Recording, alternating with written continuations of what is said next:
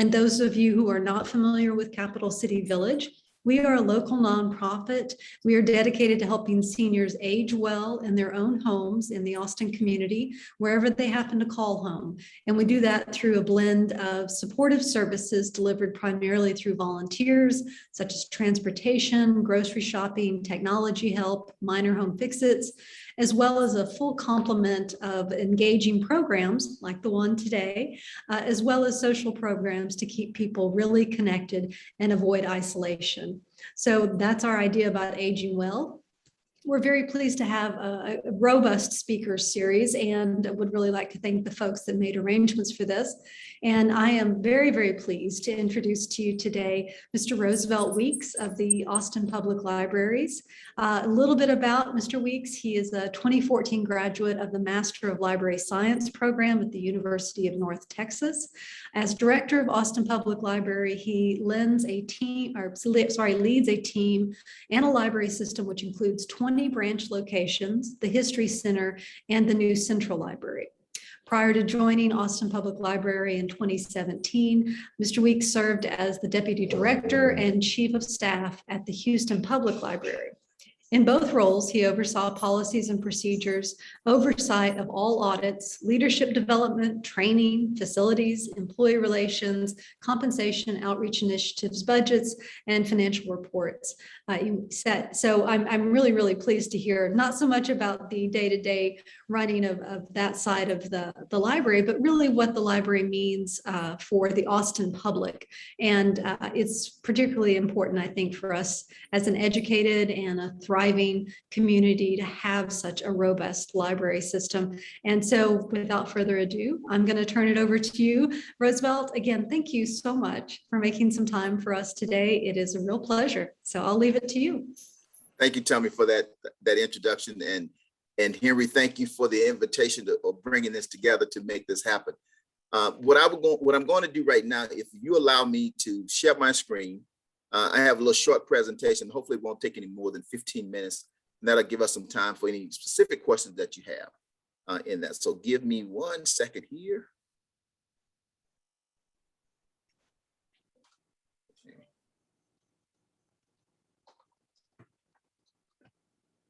And Tommy, can you see that? We sure can. Looks good. Very good. Very good. Once again, my name is Roosevelt Weeks, and I am delighted to be part of this noon lunch and learn, whatever you call it. I'm just excited to be part of it. One of our priorities here at the library is outreach and engagement. And I very much see this as an engagement and outreach effort. And so thank you for this opportunity. As most of you all know, let me see if I can advance this. It won't go to my presentation mode. There we go. Now we will have a little quiz here. Since when I came on board, most of you all was talking about history and did you know and all of this here. We are a system with 23 locations where you can have services, and that's the Central Library, 20 branch library location, the Austin History Center, and the Recycle Read bookstore. Now we have a couple of our libraries up here. Some of them you can see the names of them, but I'm asking you, do you all know which one of these libraries they are? Anybody know these locations? I think one of them is Yarborough. Is that the one? Americana, that was an easy one. That was the easy one. And of course, the downtown one, that's easy to spot. That's right. Anybody know what the upper left-hand corner is? Nope. That's our North Village location. Oh, okay, wonderful. What about the one with the mural in the top right-hand side? That's the Carver Library. Carver, perfect, yeah. And the one underneath the North Village Library, anybody know which one that is? That's the Austin History Center. Oh, that's an unusual view of it. Yes, it is. Yes, it is. And hopefully, we're in the process of renovating the Austin History Center and the old Central Library. And so hopefully in the next, 2 to 3 years, we'll have that renovated and we all can start looking at the new work that we've done in that space. But thank you for that little exercise. And then we have the Recycle Read bookstore that we send all of our books to be recycled. We don't like to throw books into the landfill, and so we have a recycling where people can come in and buy these books for pennies on a dollar. And the goal is to make sure that we can keep them out of the landfill and put them into people's home. Just a little about us. As most of you all know, Austin is growing tremendously. We have a 1 million service area population that we serve. We have 446 employees. Our annual budget is $58.8 million. Our collection is 3.2 million, with 2.3 of those are physical books that we have in our libraries, and 885,000 that's part of our virtual programming. We have 400 active card holders. Our goal is to see if we can get that up to at least 600,000 in the next year or two. And so if you don't have your library card, we're asking you to go ahead and get that library card today at your nearest library location. Our priorities are literacy advancement, and that include financial literacy, civic literacy, and definitely educational literacy. But we want to make sure that we can reach those that need our services to be able to have those services. Digital inclusion in STEM. As most of you all know, we have been on technology since this pandemic hit. Most of us are learning things that we've never knew about. And some of us were unprepared for this digital age. And so our goal is to make sure that anybody that need technology services, that we provide that. And so we try to make sure that people have these skills before things like this happen, so that they can reach out, get services that they need. And when we close all of our facilities, as most of you all know, we couldn't do programming in-house. We're still not doing programming in-house. And so what we had to do was to do our programming online. Outreach and community engagement. We want to make sure that we can reach out to the community to share the services that we provide in-house. There are many in our communities don't know what libraries do. And a lot of people think we're just about books. We're more than just books. And this pandemic has shown that we can provide many more services outside of our physical materials. Workforce and economic development is another priority that we have, helping people to create businesses, help them to gain access to resources that we have to better their business, how to do a business plan. All of these things we help them with doing. Staff development, as most of you all know, if we don't have an informed staff, you won't get good services. And so we are committed to making sure the staff get the tools that they need to serve a changing environment and a changing population. And then on top of that, we wrap everything around equity, diversity, and inclusion, making sure that our services are equitable. There are no communities the same. There is no library system, branch location the same. And so we try to make sure that those services that we offer are equitable to that community, they're diverse, and that we can include everybody from the community. And our slogan is Library for All. Anybody that walk in our doors, they're welcome. We don't turn anybody away. We are the most public of public spaces here in Austin. You don't need a library card. You don't need an ID. You can just come in and enjoy our services. But you do need a library card to check out our materials.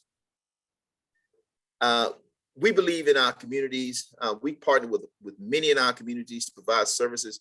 We can't do it all. And so we work with many in the community to help expand our services.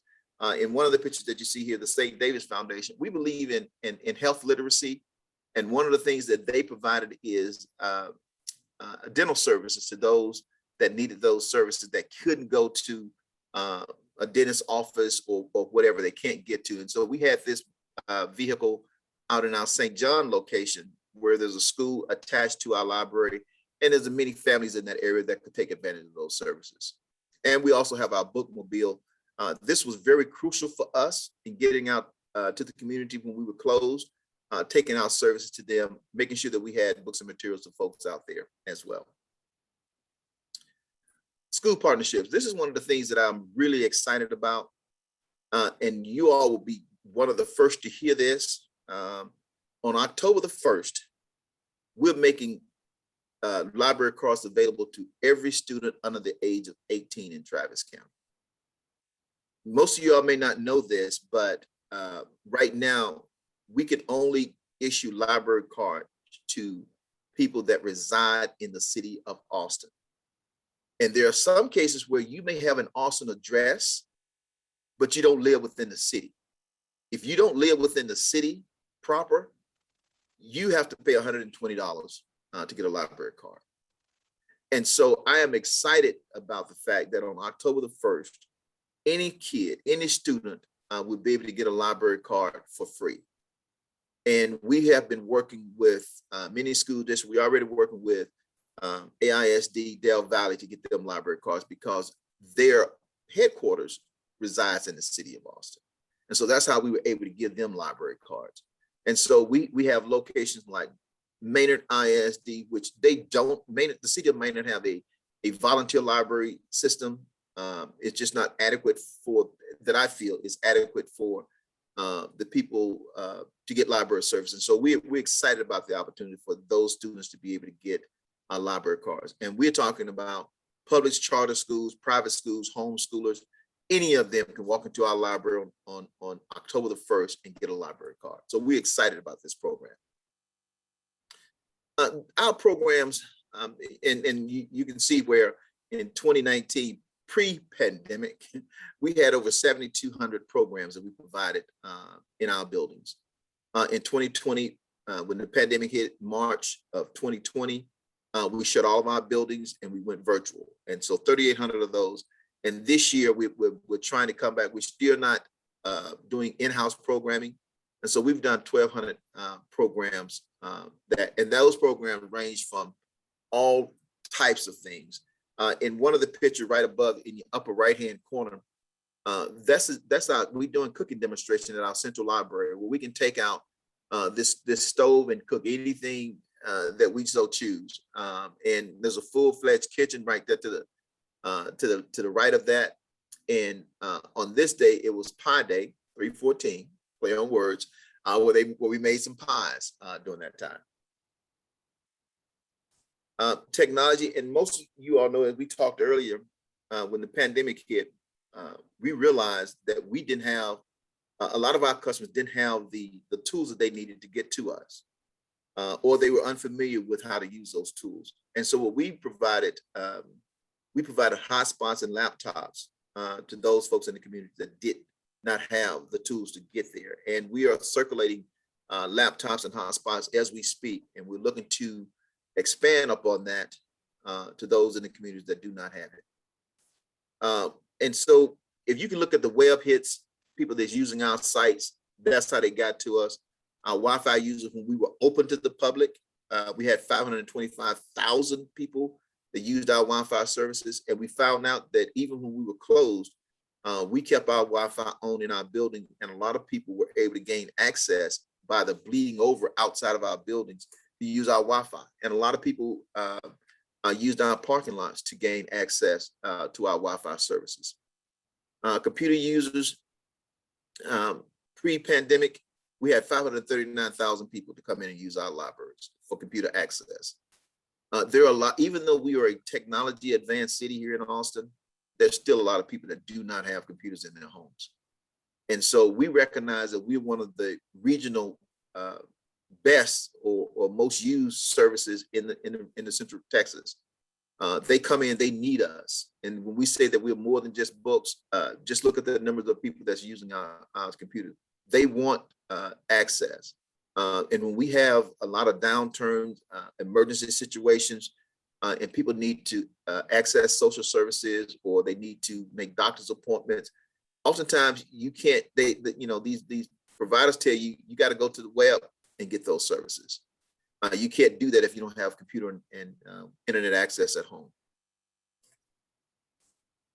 Our visitor count, we're very proud of the people that come into our buildings. Pre-pandemic, we had 3.6 million people coming to our building, and as a pandemic hit, we had less people coming into our building, and that's fine. We do know that when the pandemic hit and we had an opportunity to open, we want to do that because, as I stated earlier, there are a lot of people that use us for services more than just book services. But in the interim of that, we did provide our curbside services, as Vivian had stated earlier, and we still offer curbside services because there are still some that don't feel comfortable coming into our facilities. And so we are offering curbside services at 4 of our locations. Only thing you have to do is go online, put a hold on your book, come by, stay in your car, and we'll bring the book out to you. And so, we still want to be able to offer those types of services to individuals. Our circulation number, we had a dip in our physical materials, and if you can look at our virtual items, and it was expected that if you could not come and get the book, we had those books online for you. And if you look at 2021, we had 5.3 million circulated items, and that's phenomenal in and of itself. And we've had to move money from our physical material to our virtual material because many people were using our virtual services instead of coming into our buildings. And right now, we just offering what we call express services, where you can come in and browse. You can come in and pick up your hold. We do printing, public computers. You can use our Wi-Fi services. And we've seen an uptick in people wanting our library cards, primarily because the only way they can get some of our virtual material, you have to have a library card. And so we're excited about that. We've seen an uptick in that. And as I stated earlier, we want to make sure that we can get at least 600,000 in the next 1 to 2 years of people actively using our library cards. And then we offer technology and reference help. There's so many that are coming in right now, asking us to help them to gain access to a social services site, building their resumes, applying for jobs. All of those things we provide for those folks that come into our building. And with that, I'm gonna shut my mouth and open the doors for any questions that you guys may have for me. Wow, that is a lot. That's a lot to cover. And I'm sure we do have questions. So if you would like, folks that are participating, if you want to use the raise hand function under reactions, you can use that button. I will go ahead and we'll have the opportunity if you also want to wave, just chime in. We want to make sure that you share your screen so we can see everyone. Thank you so much for that. I can definitely do that. Yeah. There we go. Yeah. All right, folks, so we will open it up for questions. It looks like Sue, if you think you've raised your hand, so if you will go ahead with your question. Sure. I have a comment and a question, Roosevelt. I have kind of fallen in love with the Libby app. Excellent. A librarian friend of mine that I walk with told me about it, and I haven't stopped using it since. So thank you for the Libby. Excellent. Excellent. Excellent. He's left me for the act. What is it? And my Some don't know what it is. What is it? oh, can you explain it, please? Sue, since you've used it, Yes. explain it to the group what it is. Okay. It is a free application that you can get on your smartphone. That's what I used it on. It's probably usable on some other things. It allows you to choose a book to check out virtually. And what happens is I can choose that if I want mysteries, because I like mysteries, I can go to that and it'll show me mysteries. If I have a favorite author, I can choose that. If I know exactly the book, like the book we're having for book club, I can ask for that. It will show me if it's available. It'll show me how many copies it has. And it will also let me put a hold on it if Henry's using it right now or something. Then I can get it when he's through with it. Mr. Hoffman, I'm in love with your wife. I'm absolutely in love with her. No, you can't. I've already lost her to an app. So that was beautifully explained about Libby application. So thank you so much for that, Sue. And if you ever want to volunteer, you let me know. And it's free. That's the best part. It's all free. It's also on your computer too, because that's how I get my books. You sign into the library and you have an account set up like I do. And you go in and you can tell them, just like you were saying, you can choose the categories or the book, the authors, and bring them all up. It gives you a synopsis of the book. And then you can say, I want it, and hold, and then it puts it on hold for you. Excellent, excellent. And we try to make it available to in many formats as we possibly can. Sue mentioned Libby on your iPhone. Vivian mentioned on your desktop. You can get to it the same way, the same type material. Excellent. And you know what, if you're not real familiar with that, because this is my first year being on a computer, I called the library people. I think I got into the downtown library and they were so patient. It took 15, 20 minutes walking me through everything because I didn't know what to do or how to do it. You can call our reference line and they will walk you through. That's exactly right, Vivian. We have a staff that's very knowledgeable. Some of the best in the library field. They got lots of patience. Yes, indeed. They really are. And Roosevelt, I want to make sure that we leave plenty of time for questions, but one of the things that I often do when I'm explaining what Capital City Village is and what we do, I often make the comparison that it's like having a public library in your neighborhood, because you may not use it every day, you may not need it, but you know it's there, and you know somebody benefits from having access to it, and you know that it's there when you do need it. That's exactly right. Yeah, so it's wonderful. I think often about the Twin Oaks Library, which is just a little down the road from me, and it's great. It's so I don't go there as often as I should, but I love knowing it's there and I know it's well used. Excellent, excellent. Yeah, I do want to make sure we leave time for questions, so I'm going to scan the crowd, or you can use the raise hand function. I think I see Tom McCourse. You'll need to unmute. Go ahead. One of these folks who can use the online thing and have benefited from the books, et cetera, but compare a little bit for us unknowns.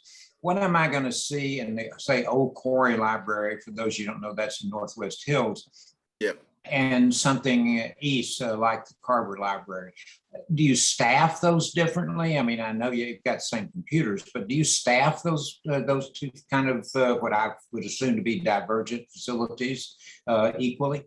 That's an excellent question. We do staff them differently, and it's all based on the size of the building, whether it's an upstairs or downstairs, what type of services that we offer to the public, what type of services that's needed. And so there are many factors that we use in determining what the staff level should be. But in all of our libraries, we're gonna have at least a manager, an assistant manager in those facilities. And so you're gonna have at least 5 people in any of the facilities that we have. And those people that help, they do varied things in the libraries, whether it's programming, outreach, shelving our books, putting books on the shelves, the whole gamut, or answering reference questions. So it all depends on what the community is asking for or needs in that community. Okay. But great question. I'm scanning now. Any other questions? It looks, oh, hey, go ahead, Pam. Okay. I'm just so happy that you're with us today. I really am. My pleasure. I read every day, and I read public library books just about every day. Excellent. But my question is, how do you decide how to increase the ebook? I mean, they seem to have increased significantly, but Yes. How is that decision made? It's based on need. And as you saw the chart where, we had 5.5 million virtual books check out, that was based on the fact that people were not coming into our buildings and they were not getting physical books. But the same book that they were able pre-pandemic to get, they're now able to get virtually. And so we look at the demand. It's what drives how we move money around to select our materials. And we're seeing a high demand right now, but there's still a lot of people that want to hold that book in their hands. And so we're not gonna take that away. We still gonna fund that the way we can.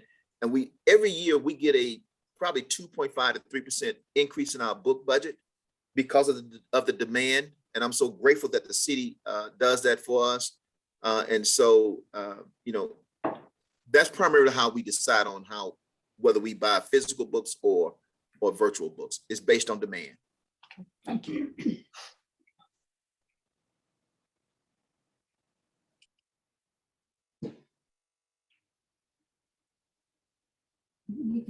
Sorry, go ahead, Tom. Oh, okay, sorry.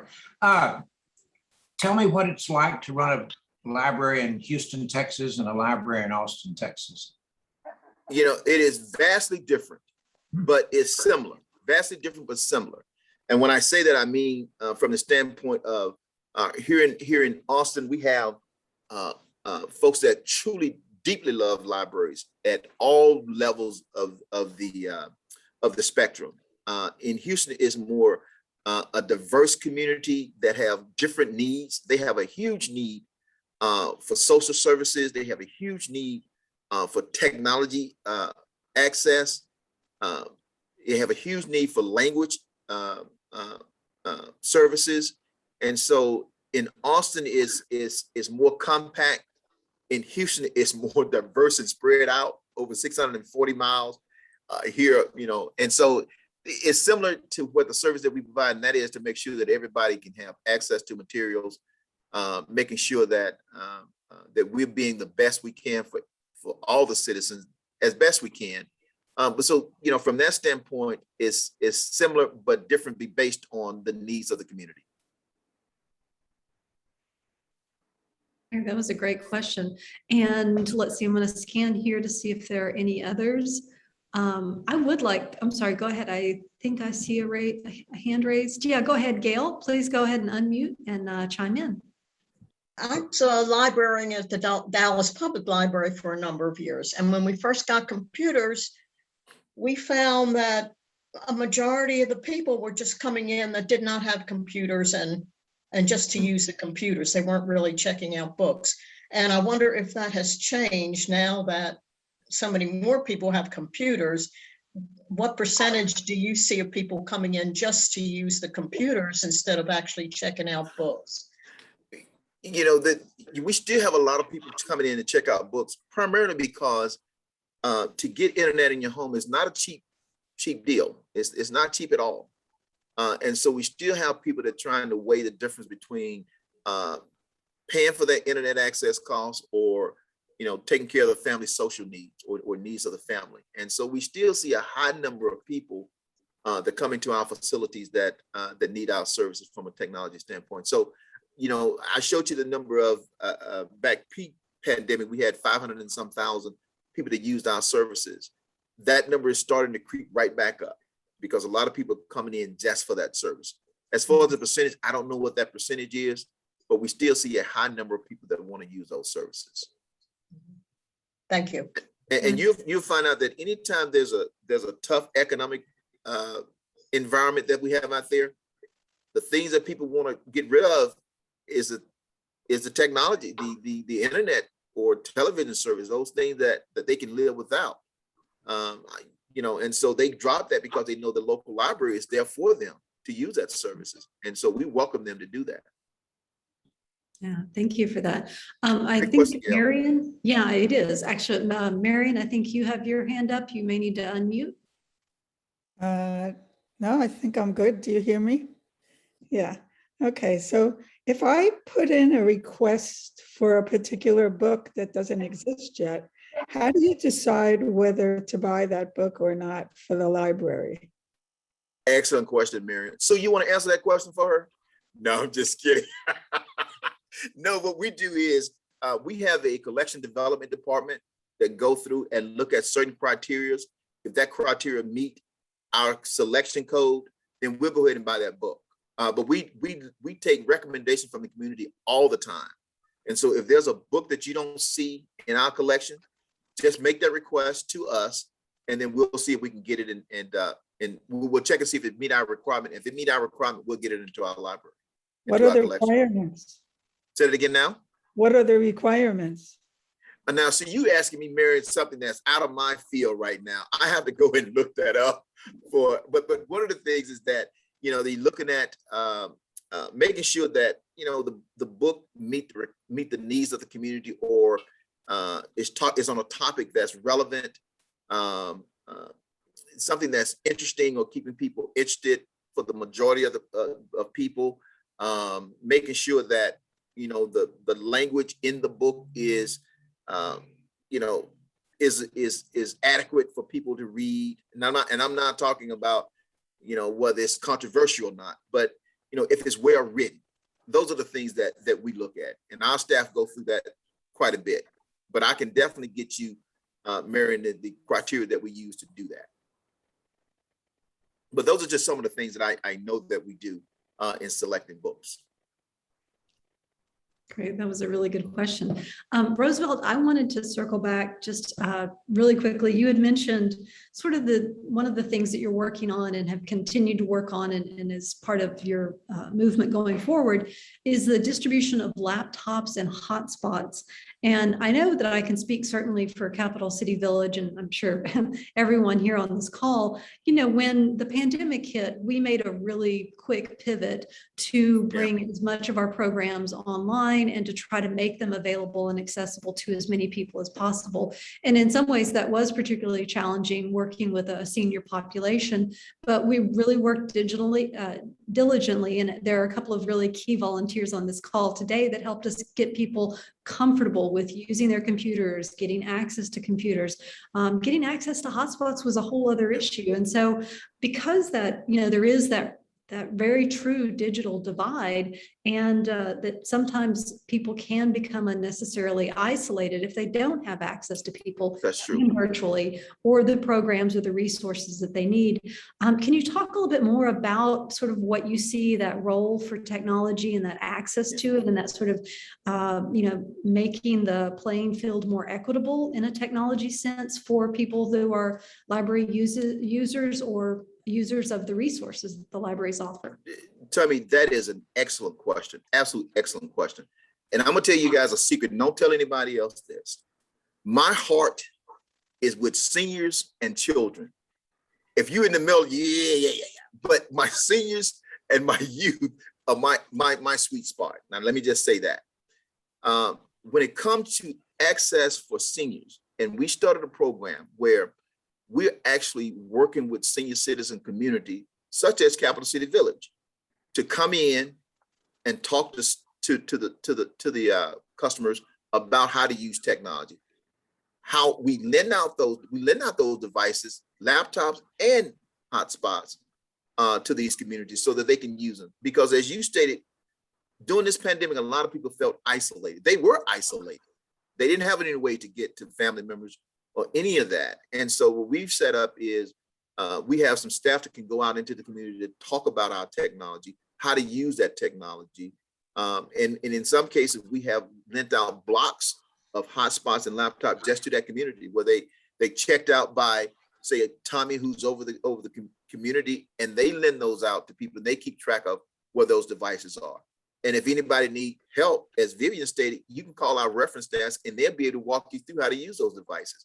Or if your family member give you a device, we can walk you through how to use that. If it's a smartphone, we can walk you through how to do that. Because as you mentioned, Tommy, we believe in having an equitable, equal playing field for everybody. We don't want to leave anybody behind if we can possibly help it. And so those are the type of services that we're offering to make sure that we can level the playing field when it comes to technology. Great, and I want to kind of scan to see if there are other questions, but one other quick one. So you mentioned the curbside service that you instituted, and will that ever go away now that people are using it? I mean, do you intend to keep it around as long as it's helpful for folks? I don't see it going away anytime soon. And the reason I say that, we still have some people that can't get out of their cars, or they may have kids with them where they can't, leave them. And so we intend on having curbside service as long as we possibly can. Good to hear. Isn't that only at select libraries? Because I know that the one at Curry, off Far West does not have it anymore. When we open our facilities, we limited it to 5 locations. That's at North Village, Manchac Road Library, Oak Hill. I'm trying to think of the Spicewood Springs and Central Library. Mm-hmm. I wish you don't do it at the Oak Quarry because I could sure use it. I will put that request in, Vivian. You didn't know that the request box was going to be part of this program, did you? Go ahead, Sue. I think you have a question. I did. This is more of a background question, Roosevelt.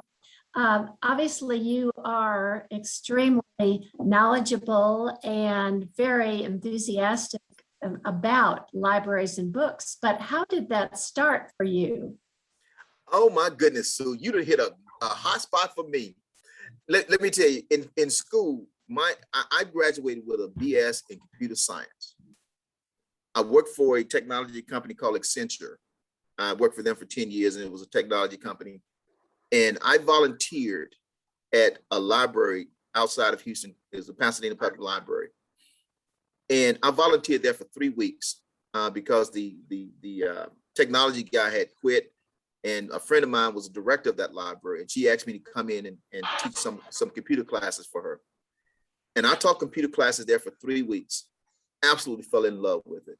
And there was one particular customer that was working. She had 3 jobs that she was working, and she had one job. Her main job was that if she could pass this Microsoft Word exam, that she could let those other 2 jobs go and she can take care of her family, be more time with her family. And I worked with this woman for 3 weeks. One day she walked into the building and said, "I got the job." And for me, I tell you, I'll tell you now, I left a 6-figure job and went down to the low 5 figures because I recognized the importance of libraries. I tell you, that did so much for me that I told my wife, "Look, I'm quitting the job. I got to get into libraries." And since that time in 2000, I think it was 2001, I've been in libraries and I've loved every minute of it. I wanted to show people my staff once I got in library. I moved up fairly quickly because of the technology, my technology background. I left Pasadena, went to Houston Public Library to become the technology person. And I just expand upon the stuff that I was doing in the community that's concerned libraries. And so after that, in 2014, late in my career, I decided to get my MLS. I wanted to learn more about libraries. I wanted to be able to serve as many people as I possibly could. And I've been in this stuff forever today because this business is about helping people, making people's lives better. That's what libraries are about. And so that's what this took a hold of me. And even to this day, I could do this job for free. But since I got bills to pay, I'm glad they pay me to do something that I love. That's great. So it was 3 weeks that literally changed your life. That's exactly right. It truly did. It truly did. Wow. And there are many stories like that in libraries. I mean, people in the community, they'll tell you, a lot of people start their businesses. A lot of people get their lives changed because of they took a class in libraries. We offered we offered a welding class to 13 people last year. And that's 13 people that got a high-paying job where they can take care of their families. It's not a minimum wage job now. You know, you go from making $11 an hour to $16 and $20 an hour. That's a huge change in people's lives. And so we try to do that for folks in our community. When we recognize there's a need, we try to address those needs. Wait, so the library is teaching welding classes? No, we partner with ACC to come in and do those classes for us. Wow. And that's key for us. We partner with a lot of organizations out there to help meet the needs of our customers. That is amazing. That is great to hear. Yeah. John, I think you have your hand up. Yeah, just a couple of comments. First, that I don't know how many people know this, but ACC has one of the best welding programs in the country and has trained all kinds of welding artists. And secondly, some of the things that Roosevelt has been saying really resonate with me because and I'm sorry Ingrid can't be here. She's on another conference call. But her father was the reference librarian at the main library in Stockholm, Sweden. And Ingrid's first job when she came to the United States, her first real job when she came to the United States was as a librarian at the University of Georgia. So those two things. But what I wanted, my question was, Roosevelt, we have about 5,000 books. And some of them are not all that common books. And we can't get rid of these books now. I mean, lots of places don't take books anymore. So I'm wondering if the library ever accepts books from the public. See, John, when you make statements like you got 5,000 books, the hairs on the back of my neck start standing up on my arm. I just love it. But no, John, one of the locations that we had in our presentation, Recycle Read, we take those books. And so it's on Recycle Read is on Burnett Road. And so just contact them and let them know what you want to do. And we'll be there to either help you get those books to us, but we do accept those books. It won't be immediate. It won't be until just before we die, I don't think. But make sure you put it in your will, John, that we get those books. I will do that. I will certainly do that. Okay, thank you. Because I don't want somebody to just throw those books away. I just make sure we get those books. We don't want to either. Very good. Go ahead, Mart. Roosevelt, thank you for your presentation. This brings back fond memories for me. I distinctly remember my mother, when I was a little child, taking me to the library to get books for early reading. And then fast forward to that, she was an assistant librarian for the SMU Law School. Excellent. With that for 20 years. With that came tuition to SMU for her young, undeveloped son. And so I would always go over there for a refuge during school from time to time, just to get away from it all. And then my friends from SMU who went to law school loved my mother for the work and help she gave them. So libraries have had a big thing to do with my upbringing, and my biggest job was to be the SMU Law School grass and edger and weed puller during my junior and senior years of high school. And I at that time that I was going to finish college. And I met Sue there. So it's all good. May I speak? Excellent. Hi, Jimmy. Go ahead, Okay. Jimmy. I just want to tell John Barry the true story of my husband, who was a very big book collector, not just in our home, but his office, was filled. And when he finally decided, okay, retire and move out of that office, we were like, what are we going to do with all these books? And I said, oh, honey, the Austin, and I knew about the Austin Reads. Is that Recycle Read? Yes, ma'am. They're on Burnett Road. And so I went over there and asked them, I said, do you take, old dictionaries? Do you take, life insurance sales books, all these kind of things? Yeah. Oh, yes, we take anything. And then they showed me that the books that are too torn or something, they make decorative things out That's of right. them and have those for sale. So when I went out to the car, I said, oh, honey, you've just got to come in and see, because not only will your books have a second life where somebody can take them out to really read them again, but if they're not readable, they're going to make beautiful things out of them. So he was a happy camper finally in giving away all those books. Excellent. Excellent. Jimmy, can y'all hold on 1 second? I want to show you something right quick.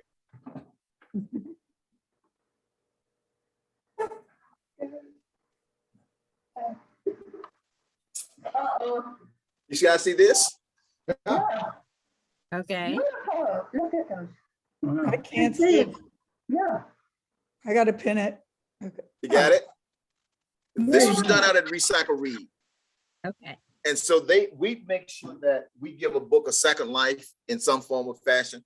And in some books, we actually repair the books. We have a service where we get those books repaired as well. So we don't like to see books go into dumpsters and things like that. So Recycle Read is a place you want to take those books. Thank you, Jimmy, for that. That is Torn his amazing. heart out to put a book in the dumpster. So, It looks like we've got a comment from Marion and then one from Henry. There's there's people in Austin, well, everywhere, who do a paper art called quilling, where you make coils and Mhm. make shapes out of the coils. And sometimes people take old books that aren't usable anymore and they make the strips of paper out of the books. And you can make beautiful, quote Yes, indeed. unquote, paper paintings out of that. Marion, you're exactly right. And we actually have programs at Recycle Read to teach people how to do decorative things with things that they think that are no longer can be used for something. So make sure you go to, when we have a program, when we open it back up, I invite you all to come out to Recycle Read and some of the programs that we have out there. Are they online? Not right now. Not right now. We just tried to make sure that we can keep receive books in right now. We're not doing any programming right now, but that's the thing I'm putting on my list. There's two things I got to do. One is I got to send you, Marion, the guide to how we select books, and then we'll look at Old Corey becoming a drop-off site or pickup site, curbside site, and so we'll look and see about online as well. So I'm taking a list, making a list for myself. Okay, you didn't know we were going to put you to work, did you? That's all right. That's all right. I think Henry and then Rick. Yeah, I just had a quick comment, Roosevelt. I think that the public library system in the United States is probably one of the premier factors in advanced democracy. So you're doing the Lord's work. And the question I have, do I understand that you don't do any digitization work yourself? You just go through services that do that? We actually have digitization work going on at our History Center. And so we do some of that work ourselves as well to preserve documents as well. And Henry, when you said I'm doing the Lord's work, my mama would be just happy to hear you say that.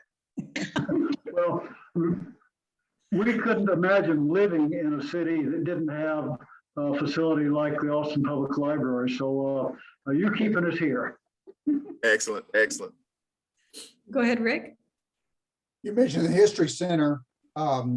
Is it going to move into the old library, and what will happen to the beautiful building it's in now? We're preserving both of those buildings. Right now, we get more information or more donated items at the History Center right now. We don't have enough space to keep it. And so the reason for the John Henry Falk building is to expand that into the John Henry Falk building. We are redoing the second and third floor just for that reason, so that we can make sure that we can hold those additional items into our space. And also we're looking to do some additional work in the Falk building so that it can become more than what it is right now. And there's some great things that are planned for the History Center, for the John Henry Falk. And we work closely with a partner of ours, the Austin History Center Association, which primary goal is to do work for the History Center. They're putting together a campaign right now to help us to redo the John Henry Falk building because it needs so much work. We had a bond in 2018, the 2018 bond that gave us $14.5 million to renovate the old History Center, and the Falk building. But the actual work that needs to be done for the John Henry Falk building is in the neighborhood of $55 million to do. And so it's a lot of work, you know, that the John Henry Falk served a tremendous need of the city back then, but it is in total need of major repairs. The $14.5 million that we got is just to do HVAC work, just to make it livable again, and to expand those and to do work on those, the second and third floor. Wow, sounds like a very big undertaking. It is. But it's a good one. It's a good one to do. Vivian? Wow. Yeah, I know you talk about the ebooks and stuff, but you will always have regular books and a large selection of them all the time, won't you? Vivian, you know that is. And I would get run out of this town if I said we were just gonna do ebooks. You're gonna keep a good collection of the others. I can't handle an ebook. I love to. That's right. And that's why they're here to stay. Vivian's going to hold you to that. Of course. I couldn't I'm live gonna without the library and my books.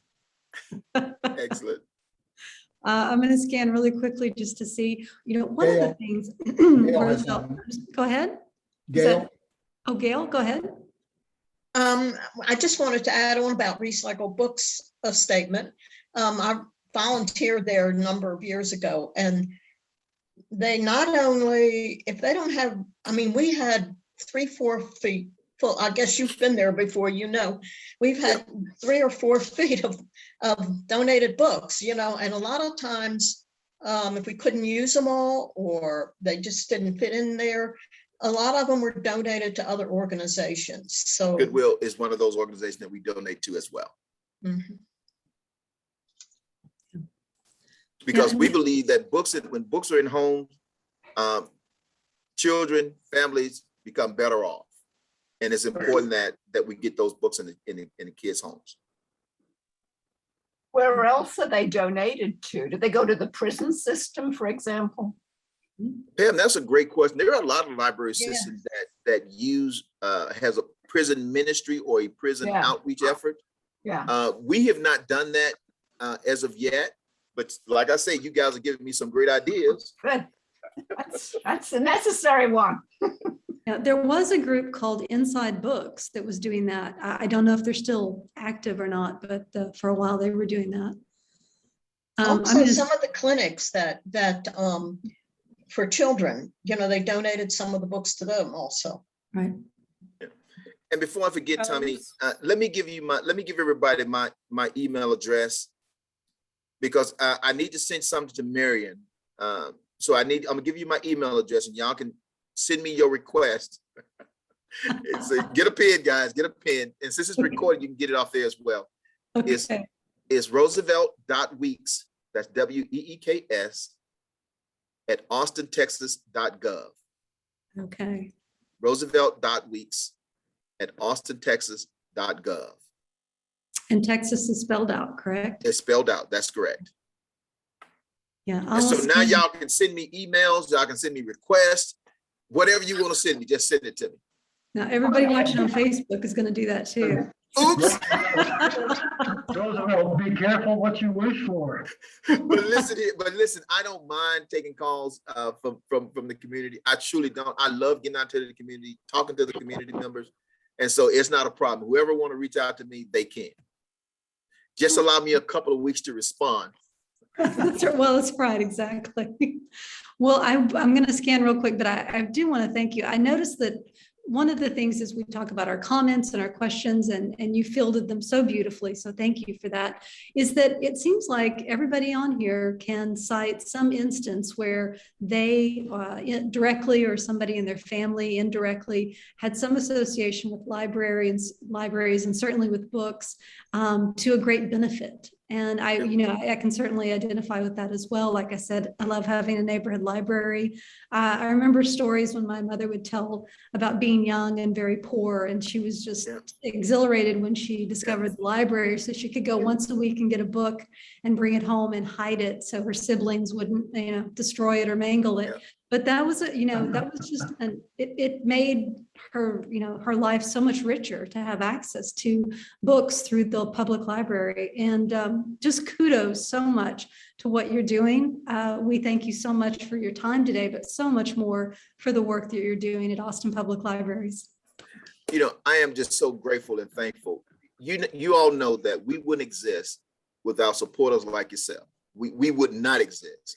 Anytime there's a bond to do something with libraries, you overwhelmingly support those in the 80 percentile range.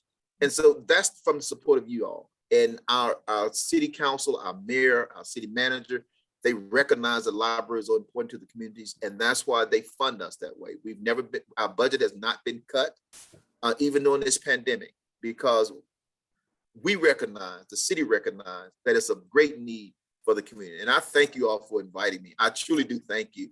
And I do mean that. You guys, if you need anything, don't hesitate to send me an email. I'll respond back to you. I promise you that. Thank you. We will take you up on that. And as soon as things clear, we will plan a field trip to the library again, and we'll let you know, so you'll be expecting us. Excellent. And Sue, I do expect to see your volunteer application soon. Oh, that is great. Thank you so much, Roosevelt. You have been just absolutely wonderful. Thank you so much for everything today. Thank you, guys. Roosevelt. It was a wonderful Take talk. it to the library. Thank you, Yeah, guys. Thanks, everyone. Thank you. All right, bye all. Bye. Bye. Bye.